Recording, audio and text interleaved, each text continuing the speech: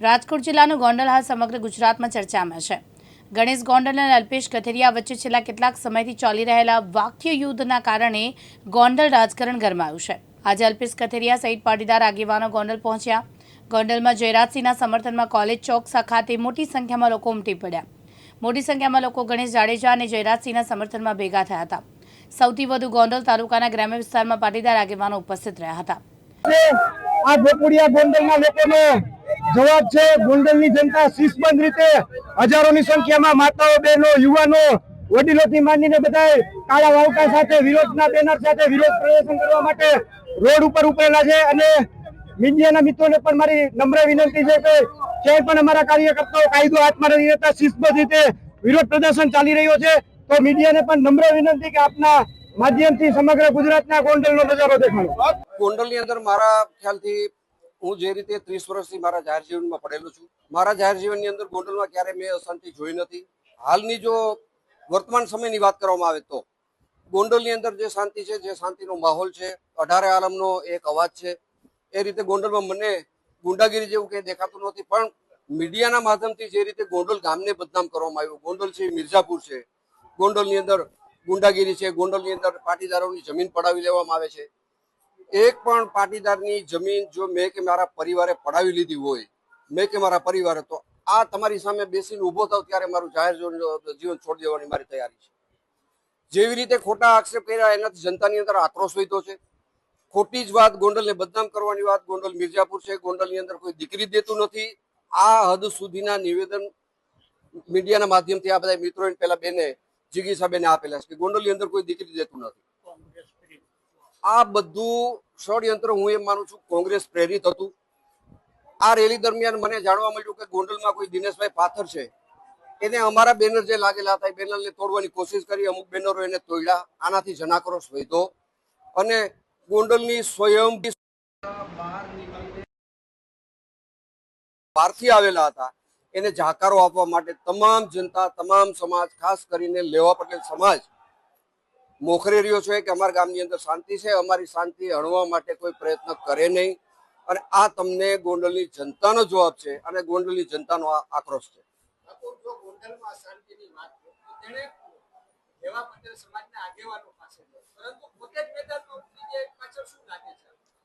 ગોંડલની અંદર જો પાટીદાર સમાજની વાત કરે તો ગોંડલનો પાટીદાર સમાજ કોણ છે એની વ્યાખ્યા પહેલા બહારથી આવેલા લોકોને સમજવી પડશે.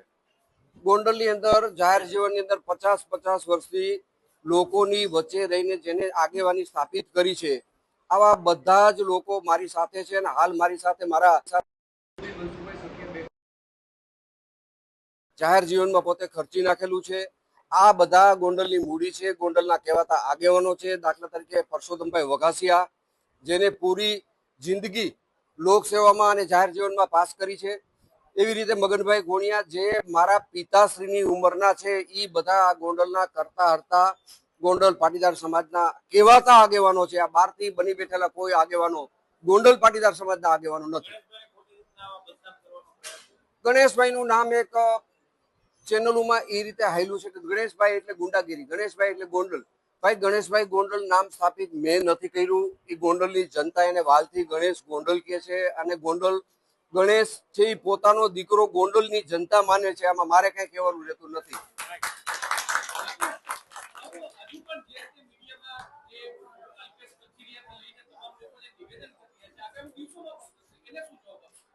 એનો જવાબ હું એમ માનું છું મિત્ર કે જે રીતે ગોંડલની જનતાએ જવાબ આપી દીધો છે, આનાથી મોટો મારો અવાજ નથી. ગોંડલની જનતાનો અવાજ છે મારા માટે સર્વોપરી છે.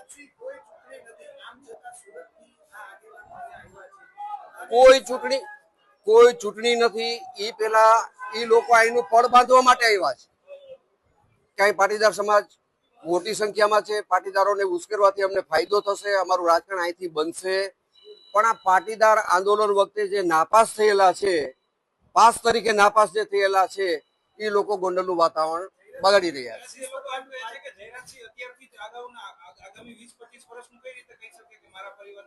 મેં કોઈ એવું સ્ટેટમેન્ટ નથી આપ્યું કે મારા પરિવારની ટિકિટ તો ભારતીય જનતા પાર્ટી નક્કી કરશે. અને ભારતીય જનતા પાર્ટીની ટિકિટ નક્કી કરવાનો ભારતીય જનતા પાર્ટીની પાર્લામેન્ટરી બોર્ડનો અધિકાર છે, નહીં કે અલ્પેશ કથિરિયાનો. હાજી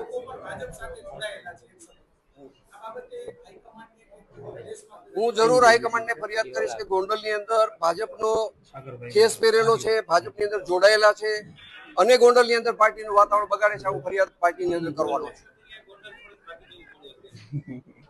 મને ખબર નથી, એ તો પ્રજાનો આક્રોશ હતો, ભાગી જવું પડે. પ્રજાથી મોટું લોકશાહીની અંદર કોઈ છે નહીં.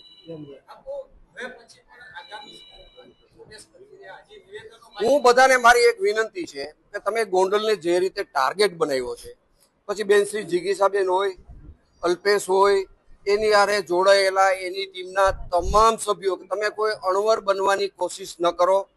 તમે આજે નહીં તો કાલે ગોંડલની અંદર ચૂંટણી આવવાની છે, એમાં તમે વરરાજા બનીને આવી જાઓ અને ગોંડલ જનતા તમને જવાબ દેશે. વિશેષ મારે એવું કેવું છે કે વિધાનસભાની ચૂંટણીને હજી સીતાવીની સાલ બાકી છે, હજી ઘણો સમય બાકી છે. પણ આવતા દિવસોની વાત કરું તો નગરપાલિકાની ચૂંટણી 10 મહિનાની અંદર આવવાની છે, તાલુકા પંચાયતની ચૂંટણી 10 મહિનામાં આવવાની છે, જિલ્લા પંચાયતની ચૂંટણી 10 મહિનામાં આવવાની છે, માર્કેટ યાર્ડની ચૂંટણી 10 મહિનાની અંદર આવવાની છે. 4 મોટી સંસ્થા ગોંડલની જે છે એની ચૂંટણી આવવાની છે. આમાં તમે મેદાને ઉતરો. મારી તમને વિનંતી છે, તમે અણવર નહીં બનો, તમે વરરાજા બનીને આવો, ગોંડલની જનતા તમને જવાબ આપશે.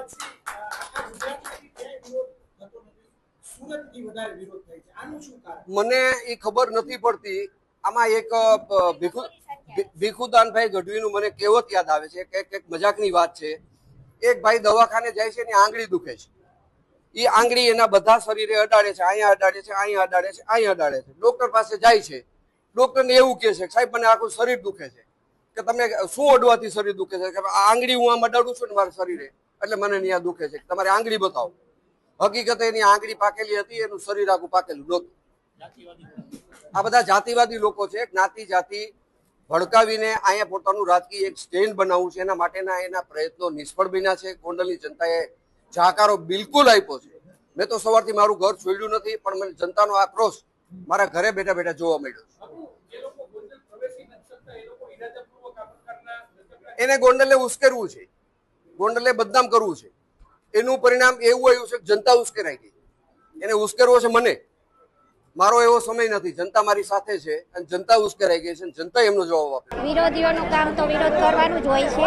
એમને બધાને છૂટ હોય છે, એ કર્યા રાખે. મનેથી કોઈ ફેર પડતો નથી. મારી ગોંડલની જનતાને એ લોકોના વિરોધથી કોઈ બી ફેર પડતો નથી અને ફેર પડશે પણ નહીં. આપ લોકો જોવો છો, આપ શું નક્કી કરો છો? આપ લોકો તો કાયમી નિવેદન લેતા હોય અને આપ તો એક મીડિયા છે, વિશ્વનો ચોથો આધાર સ્તંભ છે. એટલે મારા કરતાં આપ લોકો વધુ સારી રીતે જાણો છો. આપ જે નક્કી કરો એ મારા માટે શિરોમાન્ય હોય.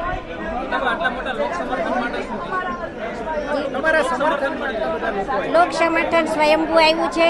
આ સર ભગવતસિંહજીની ભૂમિ છે. આ ગોંડલની જનતા ધર્મપ્રિય જનતા છે. એ લોકોને કોઈએ એ લોકોને બોલાવ્યા નથી. એ લોકો પોતાની જાતે સ્વયંભૂ આવ્યા છે અને સ્વયંભૂ એમને લોકોને કરારો જવાબ આપવા પોતે તત્પર થયા છે. એ લોકોનું હૃદયપૂર્વક આભાર માનું છું. ગોંડલના પાટીદારો અમારા માટે વંદનીય છે. એમનો હું ખૂબ ખૂબ આભાર માનું છું.